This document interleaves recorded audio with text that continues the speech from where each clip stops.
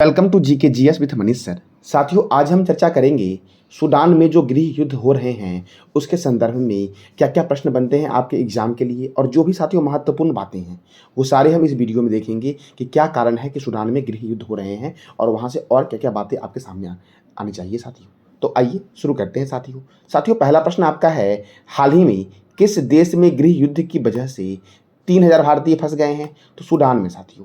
कहाँ फंस गए हैं? तो सूडान में फंस गए हैं साथियों। अब सूडान में फंसे क्यों हैं, क्या रीजन है? तो देखो साथियों, सूडान की सेना का कमान जनरल अब्देल फतह अल बुरहान के हाथों में है, जबकि हमदान दागोल रैपिड स्पोर्ट्स फोर्स यानी कि आरएसएफ के मुखिया साथियों हैं।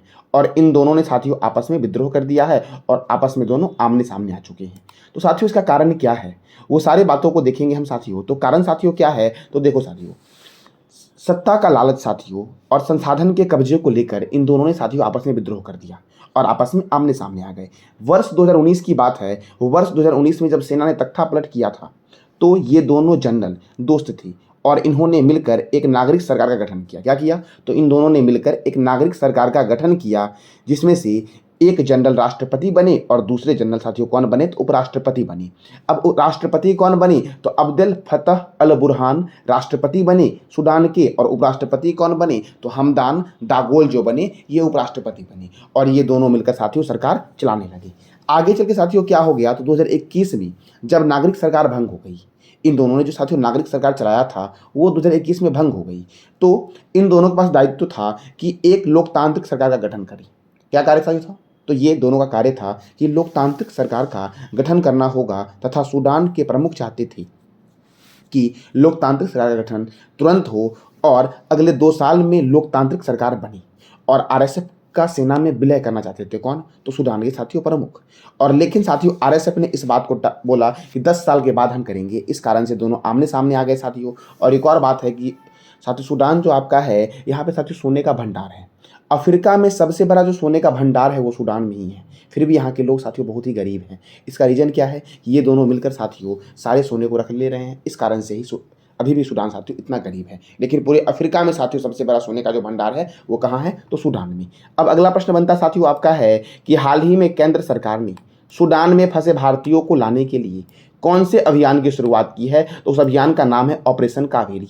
कौन से अभियान की शुरुआत की है? तो ऑपरेशन कावेरी की शुरुआत की है। साथियों आपको याद होगा कुछ दिन पहले साथियों रूस और यूक्रेन का वॉर शुरू हुआ था, उसमें भी साथियों भारत सरकार ने एक अभियान की शुरुआत की थी। उस अभियान का नाम क्या था? इसका जवाब देना है आपको कमेंट बॉक्स में साथियों। अब अगला प्रश्न आपका है, सूडान से भारतीयों को लाने के लिए किस युद्धपोत का इस्तेमाल किया जा रहा है साथियों? तो सूडान से भारतीयों को लाने के लिए साथियों आईएनएस तेग और आईएनएस सुमेधा का इस्तेमाल किया जा रहा है। किसका? तो आईएनएस तेग और आईएनएस सुमेधा का इस्तेमाल किया जा रहा है साथियों। और इंडियन एयरफोर्स और इंडियन नेवी का साथियों से बहुत बड़ा योगदान है। तो देखो साथियों, ये है भारत और ये है सूडान। साथियों ये है यहाँ पे जो दिख रहा है आपको, ये है रेड सी। तो आईएनएस तेग और आईएनएस सुमेधा साथियों यहाँ पर जाएगी, और यहाँ पे ये जो दिख रहा है आपको, ये है सऊदी अरब। साथियों यहाँ से लोग यहाँ आएंगे इसी आईएनएस तेग और सुमेधा से साथियों, और यहाँ से एयरफोर्स साथियों कहाँ लाएगी? तो उसको भारत लाएगी साथियों। अब देखो साथियों, अब हम लोग देखते हैं साथियों सूडान को मैप में। तो देखो ये है सूडान का मैप साथियों।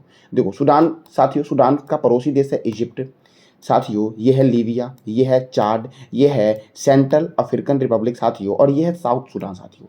तो यहाँ से एक प्रश्न बनता है कि साउथ सूडान सूडान से कब अलग हुआ था? तो साउथ सूडान सूडान से अलग हुआ था 2014 में। कब अलग हुआ था? 2014 में। ये है इथोपिया, ये है साथियों इरिट्रिया, और ये साथियों है रेड सी। तो साथियों यहीं पर आएगी आईएनएस तेग और आईएनएस सुमेधा, और यहाँ से साथियों कहाँ ला जाएगा? जेद्दा ला जाएगा। फिर जेद्दा से इंडियन एयरफोर्स जो साथियों है वो यहाँ से इसको कहाँ लेके आएगी? तो इंडिया लेके आएगी साथियों। अब साथियों देखो, सूडान जो आपका है यह अफ्रीका का एक देश है, और इस सूडान के गृह युद्ध में कर्नाटक के एक हक्की पिक्की जनजाति हैं, वो भी फंसे हुए हैं। केंद्रीय विदेश मंत्री का और कौन है? तो एस जयशंकर है साथियों। इन मंत्रालय को कार्य दिया गया है, और केंद्रीय रक्षा मंत्री राजनाथ सिंह हैं, उनको कार्य दिया गया है। और साथियों विद्रोह कौन दोनों कर रहे हैं साथियों? तो मिलिट्री और पैरामिलिट्री दोनों मिलकर कर रहे हैं साथियों। कौन कर रहे हैं? तो मिलिट्री और पैरामिलिट्री। अब साथियों देखो, सूडान की राजधानी क्या है? तो खार्तूम है। सूडान की करेंसी क्या है? स्वीडिश पाउंड सूडान की। करेंसी है। और इंडियन एयरफोर्स साथियों, तो इंडियन एयरफोर्स का हेडक्वार्टर कहाँ है? नई दिल्ली में है। और इंडियन नेवी का भी हेडक्वार्टर नई दिल्ली में है। इंडियन एयरफोर्स डे मनाया जाता है 8 अक्टूबर को और इंडियन नेवी डे मनाया जाता है कब? 4 दिसंबर को। इंडियन एयरफोर्स के साथियों chief of the air staff है वो कौन है? तो एयर चीफ मार्शल विवेक राम चौधरी हैं। तो और chief of the naval staff कौन है? तो एडमिरल आर हरि कुमार हैं साथियों। साथियों ये था साथियों सूडान के गृह युद्ध और वहाँ से आपके एग्जाम के लिए क्या क्या प्रश्न बनते हैं वो सारे साथियों हमने इस वीडियो में देखा।